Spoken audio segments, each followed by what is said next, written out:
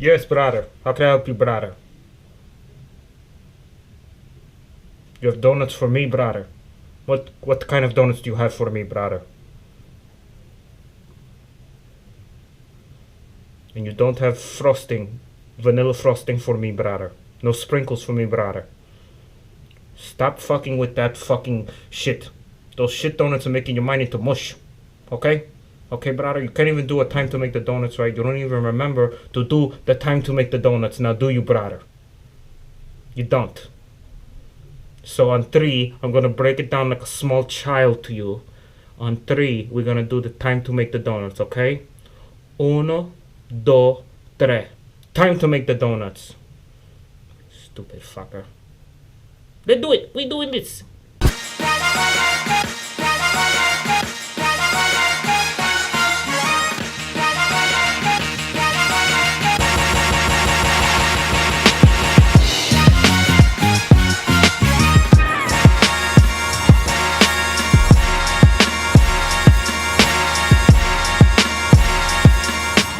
Hello, my beautiful paintballers. It is I, Smoke. I feel so weird saying that after Katano said that, but it is I, Smoke from Nomad Paintball Team, aka the fuckball you love to hate, fuckball you love to love, and aka the Tri-State Area's one and only Magfed Scrub, with a very special guest today. My man from Cali, the top avocado, the world champion of the Wingding Fantasy Football League, and aka his team's name was Larry Eats Dog Poo, the world champion, the gracious, you love him, you know him from ODSC fame, Lobo. Lobo, say hello to the beautiful people. Hello, beautiful people, and thank you for that. Yes. Man. Oh man, well deserved. This is the wingding I love right here. Yep. So well love to Breezes. I must thank Drew Breezes. Oh my God, Drew Brees, the greatest garbage time quarterback of all time. Just getting points when it doesn't even help his team, but it helps fantasy football owners like yourself worldwide. All right, this is MSG. I just want to say real quick, because me and Lobo got a lot I want to talk about, a lot of things I want to touch on, going on where he's at, going on in the community of Magfed. He's very vocal about it. I want to talk about it, but real quick, I just want to thank DFS, Seth, and everyone at DFS for hosting me and Angel and everyone else who came out, like my man John over here, for coming and playing some Magfed at a really cool CQB field. So guys, enjoy the footage, but big ups to them. All right, so dating back to, I don't even know how long it's been, but dating back to the last year and a half, 2 years, almost, I think 2 years, there's been that first strike ban. The fields, right, don't allow it because of the insurance. And recently, there was a video from someone in the insurance field. I don't want to give credence to his name or say his name or anything like that, but there was a video and talking about the how unsafe first strikes can be and the problems that they feel first strike rounds create, or shape projectiles, whatever you want to call it, if you're going by the Kunado version from MCS. They call it shape projectiles, right, whatever.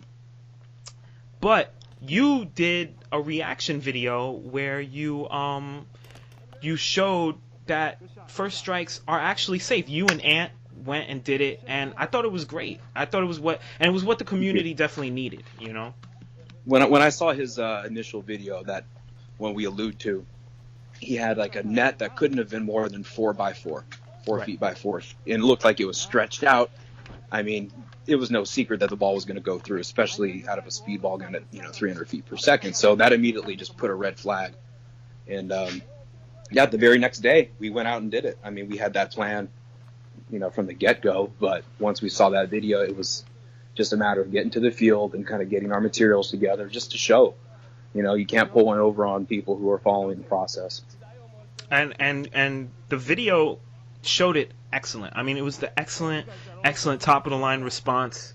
And like me and you have talked about it privately about getting into Magfed politics and how sometimes it's right, draining and stuff like that. But this was a time where even me, where you know, like I don't have the drive or the stamina to get into it anymore. But you were just like so gung-ho, no, we need to show that this is wrong, and this is, you know, First Strike is being used right. And I mean, if you look at all the events from your event that you and Kush and the rest of ODSC does, Dominion, we'll talk about Dominion a little bit later, and 0 Hour, what the guys, you know, Hav and Blackbeard and D-Block and the rest of the guys do, and then what me and the Magfed Society guys do with Kilo. Like, you have 3 MFOGs that are using First Strike rounds, and we've had no injuries. I mean, none. Knock on wood, you know, not to say that it doesn't feel differently. It feels a little different, but I mean, you know, pull up your skirt, B. Like, I don't. And I think there's a psychological effect of having that thing whiz at you, which, yes, you know, also you're 100% right.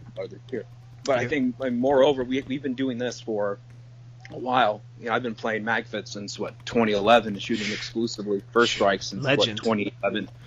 Legend.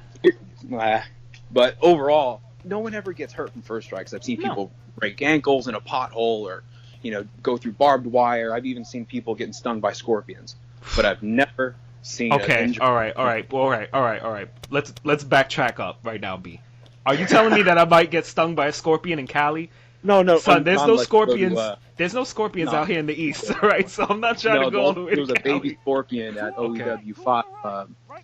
One of our friends from up north, Mark Gonzalez, he was there with us, and his lady got stung by a scorpion. Really? Wow. Baby scorpion, yeah. Wow. There's no bueno. In Copperopolis, that kind of comes with the snake pit. But wow. Yeah, I mean, for the most part, people don't really have an issue with Magfed, or First Strikes with Magfed. It's the outside looking in, and I think there's 2 components to that. There's the misinformation or lack of information, right? And then there's also just, I mean, I hate using the term, but straight haterism. Yeah. Oh no, don't sit back and bomb on them. That's like another thing that makes me feel very meh about, like, Facebook and paintball, and not paintball, but and specifically Magfed, because that's always been there in paintball. But lately, I'm just like, you know, like I go on Facebook and I use it as a platform to talk with my buddies about Magfed, and, you know, get into it, and look at memes. Oh, love memes and GIFs and post GIFs and stuff like that. But like, Magfed I feel like it has this cloud over it where, you know, every day people are arguing about, is this Magfed? You know, should this be allowed at a game? Oh, this guy doesn't do this, and the whole First Strike ban situation, and everything is just so, you know, it's just so mad. That's why I got a page from the Doug Father. The Doug Father would say, I just want to play. Just want to play, B. Just play. I want to play, B. I'm just telling you. I feel like I have to take a real, like, step away from the internet, because now, as of late, I'm only happy when I'm looking at future loadouts that are cheap China, just to piss off Kilt. I love you, Kilt. And Voodoo Tactical. Right, and cheap China knockoffs that me and Havish love, or when I'm playing. Those are, like, the only times that I feel like just free of the nonsense. You know what I'm saying? Like, all the way with you. Oh, I mean, I just don't want to get our private conversations, like, there have been times, all the work we put in, which we don't get paid for. We do this out of love. Yeah, we do. Know? Right.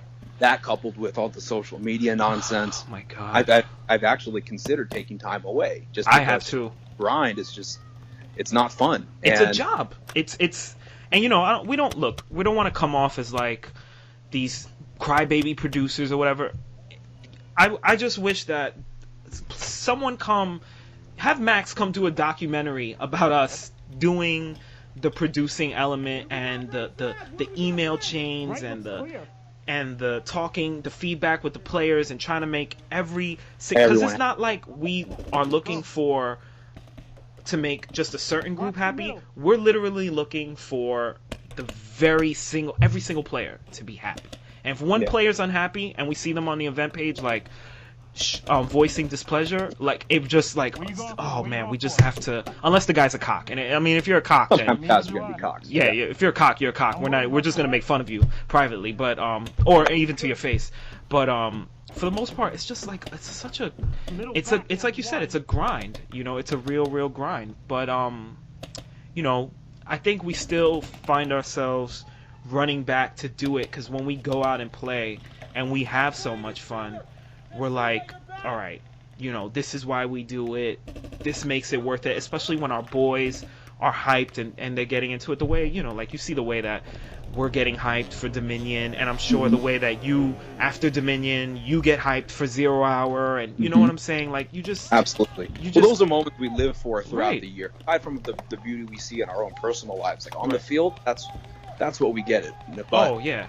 We'll drop a grand to go. We'll drop a grand easy for sure. to just for that 1 day experience of being able to, you know, blast people and, you know, hang out and do crazy shit with our friends. And I'm sure, like, even this year, like, 0 Hour is even more fun for you because now you got more people coming. You know what I'm saying? In the same way.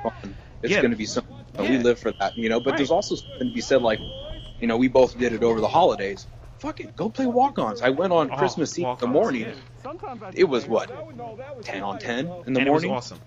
I bet it was awesome, yeah.